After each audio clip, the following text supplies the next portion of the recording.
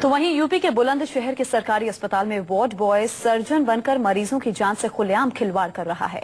हैरानी की बात यहाँ पर यह है कि अस्पताल में डॉक्टर साहब मौजूद थे और वार्ड बॉय मरीजों का इलाज कर रहा था। दो गुटों के बीच मारपीट में घायल हुए 6 लोग इमरजेंसी वार्ड में पहुंचे थे, जिन्हें वार्ड बॉय ने टांके लगाए। रिपोर्ट देखिए।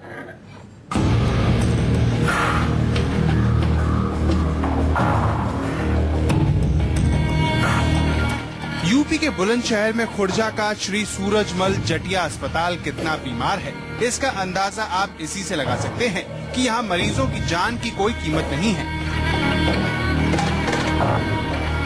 यहाँ वार्ड बॉय सर्जन बनकर मरीजों की जान से खुलेआम खिलवाड़ कर रहा है।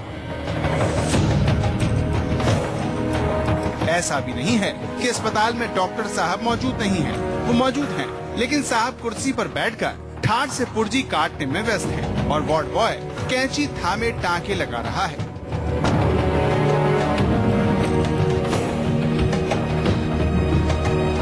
सरकारी अस्पताल के इस वार्ड बॉय का नाम राकेश कुमार है। न कोई डिग्री और न ही कोई डिप्लोमा, लेकिन ये फिक्र कहाँ, हर फिक्र को उड़ाकर वार्ड बॉय सर्जन बना हुआ है और मरीज दर्द से करा रहा है और वो इलाज में मशगूल है।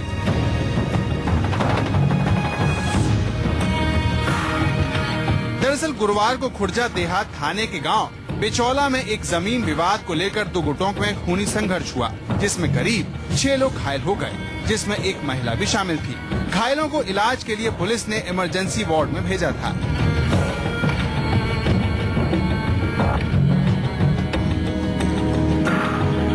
अब आप ही सोचिए, जब इमरजेंसी वार्ड का आलम ये है तो जनरल वार्ड इस अस्पताल में राम भरोसे ही चलता होगा।